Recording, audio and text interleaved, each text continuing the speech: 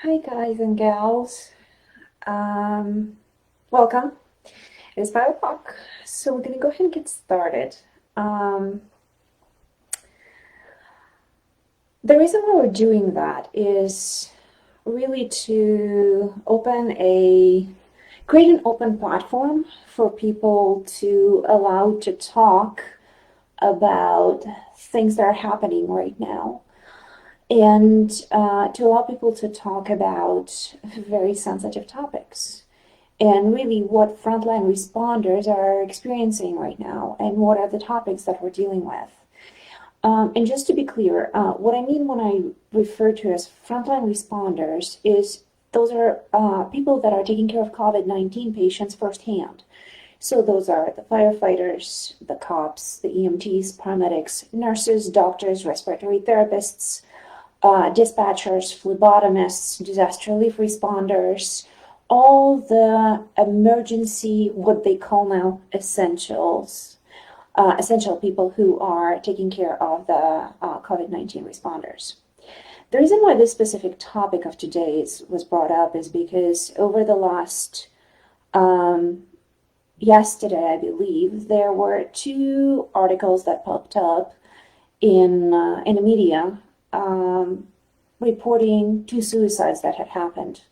One of them was a physician in New York, and another one was by a EMT paramedic who's been, my understanding is that based on articles, is that he was relatively new to the profession.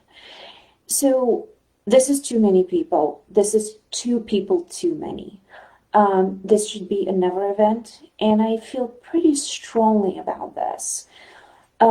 So as a result of that, I decided to share my own experience about this topic and really relate later on, as I'm going to be talking about my experiences, I'm going to relate this to COVID-19, and then I would like to kind of wrap it up and end it with some resiliency tools that we can use on a daily basis that are relatively simple to do. So that's kind of overall overview. I do want to give people a trigger warning. This may be a topic that may be triggering for some of you. So please make sure to take care of you. That is the number one most important thing that you can do. Because if you are not taking care of you, you cannot take care of anyone else. So we will be on a live feed on the side. We will be putting up numbers as resources if somebody feels like they are triggered, if they're suicidal, if there is anything that is going on, if anything that I'm bringing up is too much for you, please do not hesitate to reach out. That is extremely, extremely important. Again, if you are not taking care of you, you cannot take care of anybody else. So for those of you who don't know me, my name is Nataly. I've been a critical care trauma emergency transport nurse for over 10 years. I've been also doing disasters for as long as I've been a nurse. I've been doing disaster response in that capacity. I'm a flight nurse. I have a grad school degree in critical care trauma from University of California in San Francisco. So I have quite a bit of a background in what we do. But what I wanted to share with you is an incident that happened with me when I was a brand new baby nurse, when I just started in this profession. Immediately as soon as I graduated from my undergrad, I went to grad school, and halfway through grad school, I still have not worked on my own as a nurse at the time. I've been only precepted by other nurses, or I've done internships. I had an opportunity to go to Haiti. This is where Haiti earthquake happened. And I had the opportunity to go there with a team from UCSF and SF General. It was a fantastic team, very experienced people. And that was my first professional disaster response experience. So again, I'm brand new. I have a very, very little experience as a nurse at a time.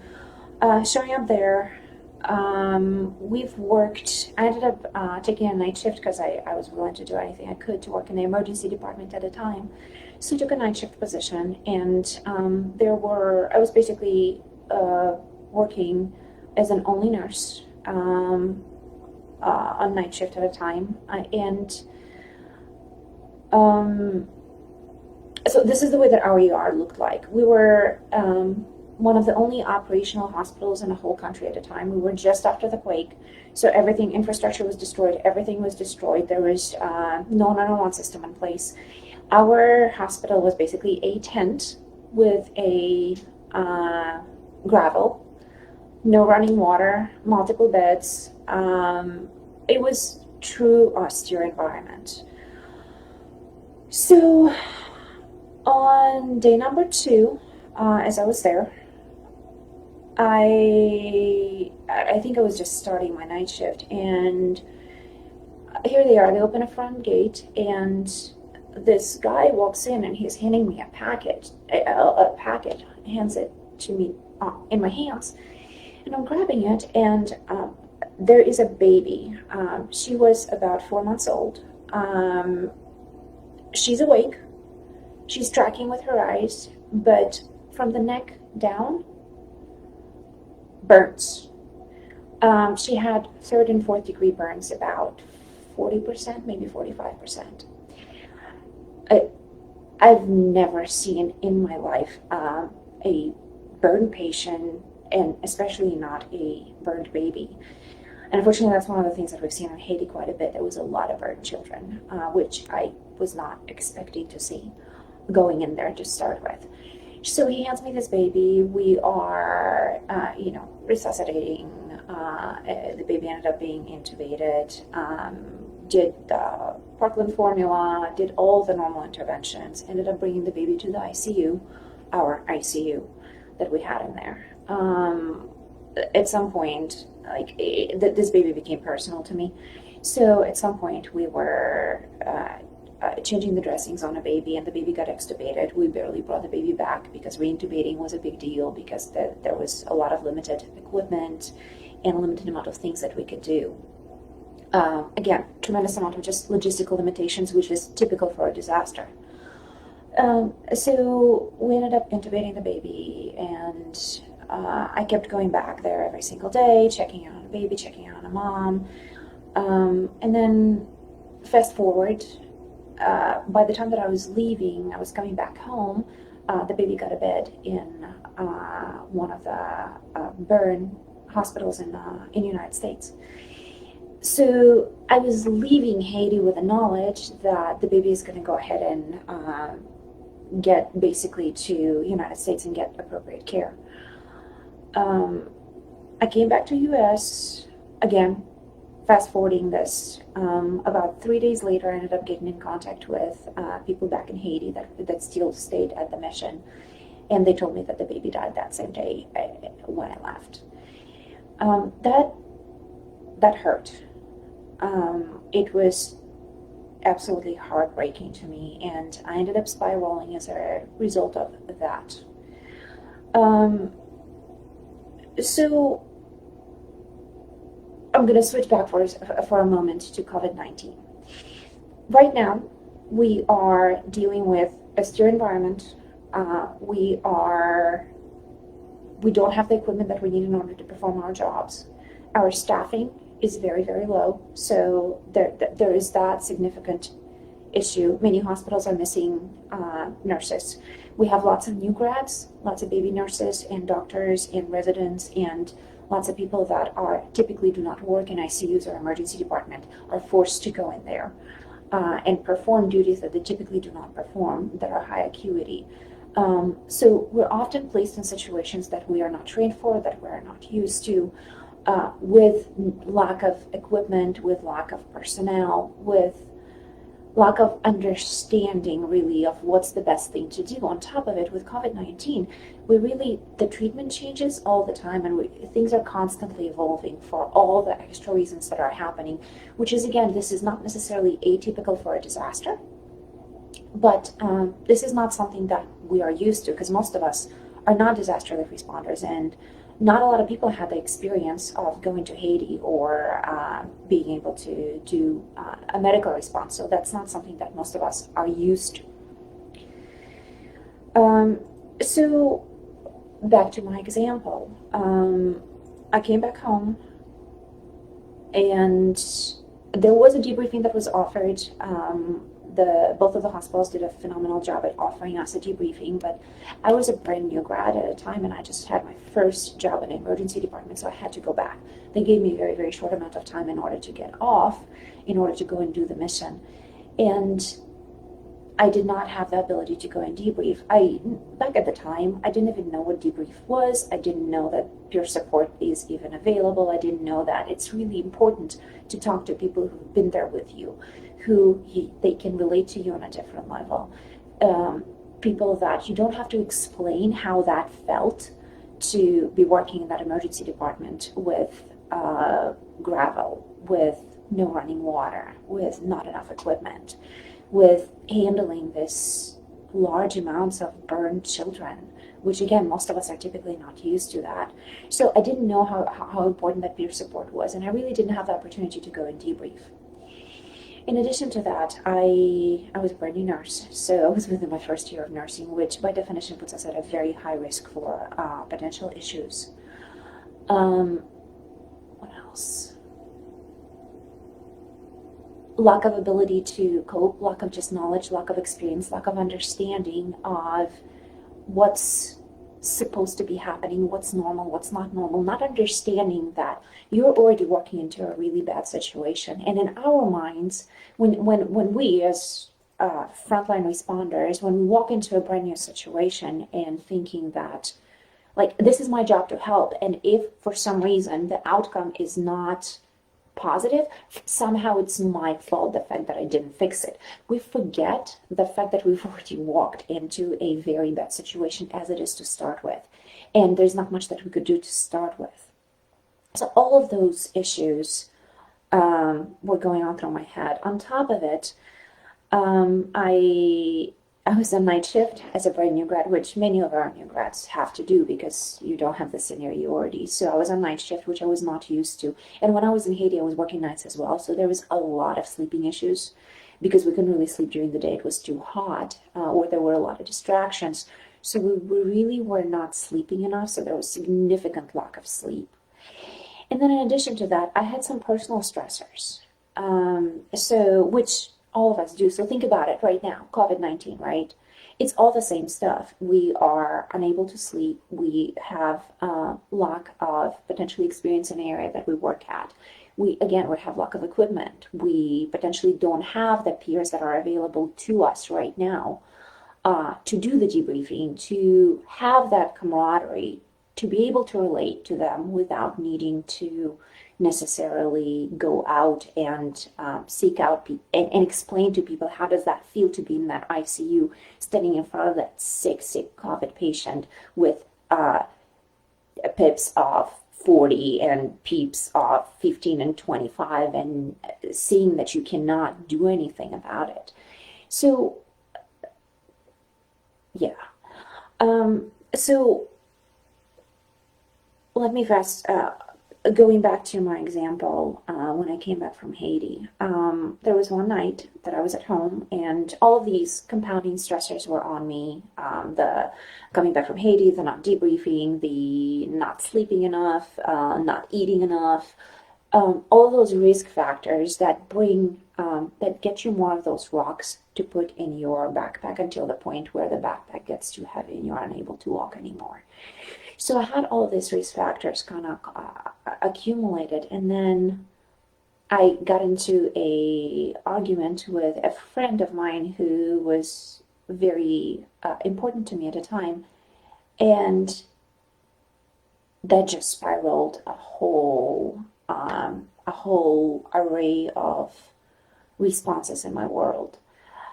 I remember sitting there in the middle of the night in my apartment, drinking a glass of wine, and thinking through, having all these repetitive thoughts continuously, having these images. On top of it, I couldn't get the baby images out of my head for a very long time. Every time that I would close my eyes, I'd have her image in my head of that baby from Haiti, and constant that repetitive thinking of what was it that I could do better, what was how could I have done things differently, what is happening, what did I do to cause that, was I not being smart enough, did I do something wrong, did I make a mistake, could have done something better here, could have done something better there. All this repetitive thinking that we tend to get into quite a bit. I know many of us do, at least. And again, those are just my experiences. I understand that I'm generalizing, but I'm hoping that people can relate to that. So I remember sitting there with a glass of wine and spiraling in my head super, super bad, and just going into that vortex of this stinking thinking. And I remember just sitting there and going, eventually at some point, I just sat there and going, well, there is really no point of going any forward, because that's not going to change. Like, everything is just screwed up, and there's really no way out, so might as well just be done. And I wasn't sure how I got there. It's just, I was there. I was by myself, alone at night. There was no distractions. I didn't need to go to do a shift. I didn't have anybody to distract me. It was just me and my thoughts. And it spiraled. It really creeped up on me. I don't remember why or what triggered it, but I remember picking up a phone and calling a friend of mine and going, I need you to just please come and stay with me. And I was very fortunate that the friend picked up and came and stayed with me. And that night was like, I ended up going to sleep, and it ended up being okay. I woke up in the morning, I was okay. It kind of eased out. I kind of figured out, oh, whatever. Didn't really think too much about it, didn't really talk about it. And then the second night, it felt like as the day was progressing, all those rationalizing thoughts about how there is really no point of going forward continued. And that same night, a friend of mine was there, and I remember sitting there and going, well, I might as well just, he's going to go ahead and go to sleep, and then I can just go ahead and do whatever I need to do. There's really no point of continuing this. And I was so very fortunate that that friend of mine had good enough of a insight to sit with me and go, I'm going to give you a pill to sleep, and I'm going to sit with you until you fall asleep. And I remember going, no, that's okay, it's totally fine, I'll be fine, just go. And the response was, no, I'm not leaving. I'm going to stay here until you fall asleep. And he fought me on it, and I don't know what would have been the outcome otherwise. I just remember that I ended up going to sleep, and I slept for something ridiculous. It was like 12 or 14 hours. It's just something, maybe it was the sleeping medication, maybe it was just being in a different space. There was something that just kind of snapped me out almost. I was able to sleep finally. I slept for a long time, like I said, about 12 or 14 hours. And I remember waking up afterwards and going, okay, I feel better, everything is fine. So I think that the short of it is that it creeped up on me. I didn't realize it did. And luckily I was so fortunate enough to have friends around me who were there, who held me when I needed to be held, who didn't judge me when I needed to cry, and it was okay to not be okay.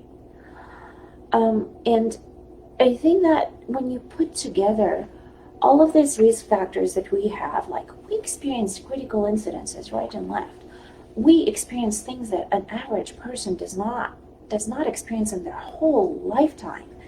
And then add that with, like right now, the financial stressors, the fear for our own life of contracting COVID because we don't have enough appropriate personal protective equipment.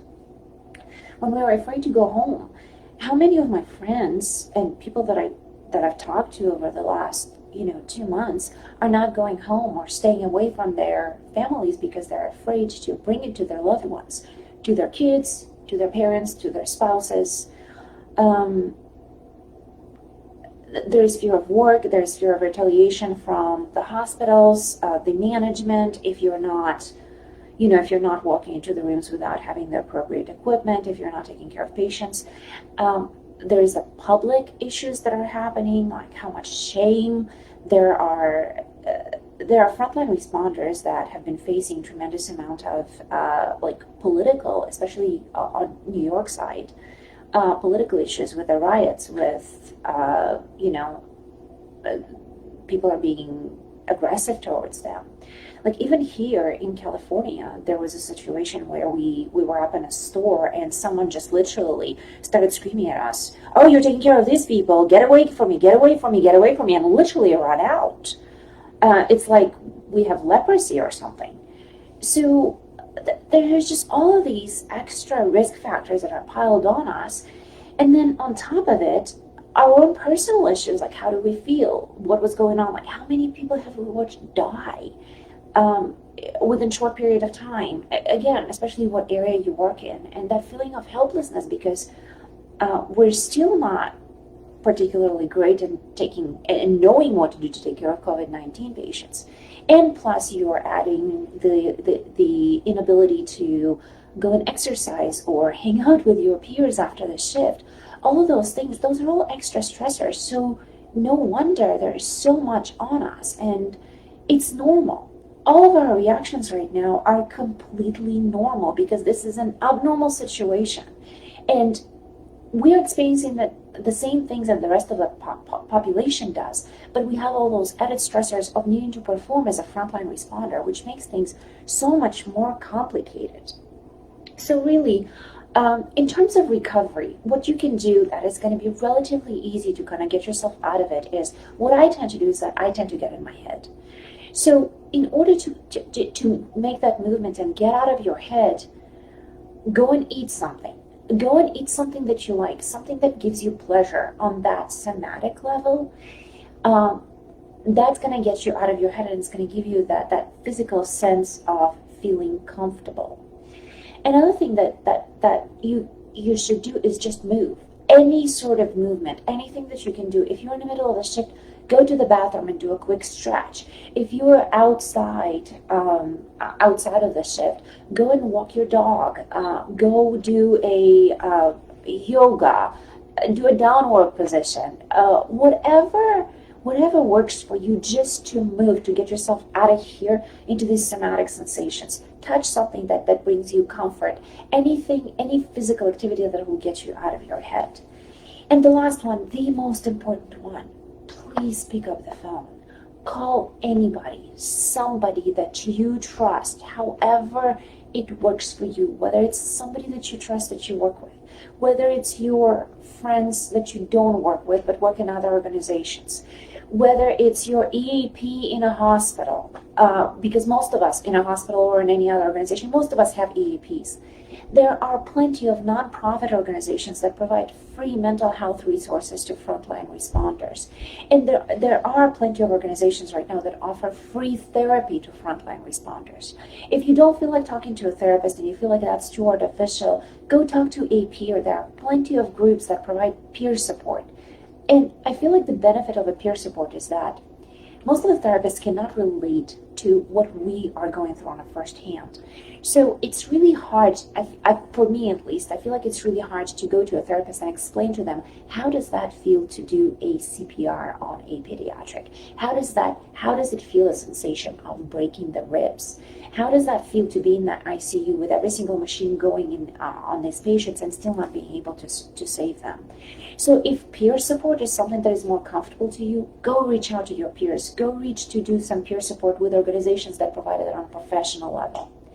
And of course, if you do feel like you have suicidal ideations, if you feel like you want to hurt yourself, if you feel like you are spiraling into the dark place, please, there are multiple suicide hotlines that are available specifically for first responders. If you are worried about your badge, if you're worried about your gun, if you are worried about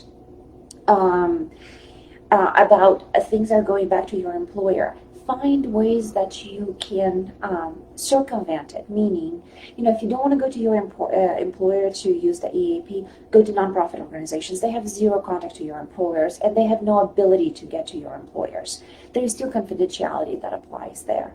If you're worried about your gun, as long as you are not in active danger, meaning you're not a danger to yourself or to somebody else, go to organizations that are just simply not connected to your organization, or go talk to somebody that you trust, to a friend, to another peer, to whoever is working for you. Just please do not isolate.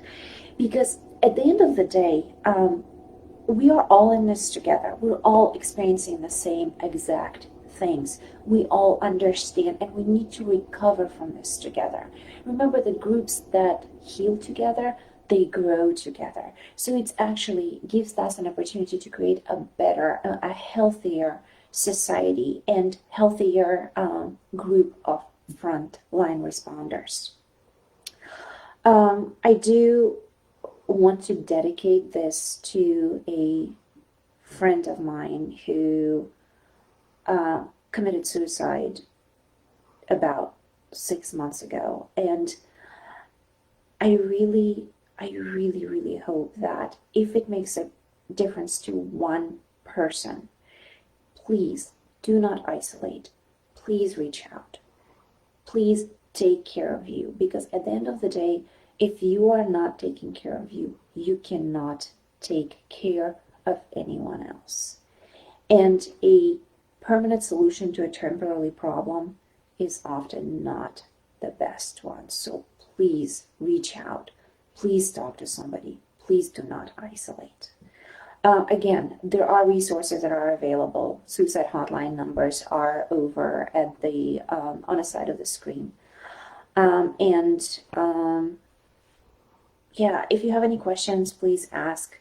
If not, I'm looking forward to seeing all of you again, and thank you for taking the time to listen to us. We are part of a nonprofit organization called Disaster Responder Assets Network, and we do offer peer support resources for frontline responders for free. We are not affiliated with any other organizations that are like hospital organizations. We do work tightly with multiple other nonprofits that provide similar services. So again, the message is, please don't isolate, and please reach out for help. Thank you.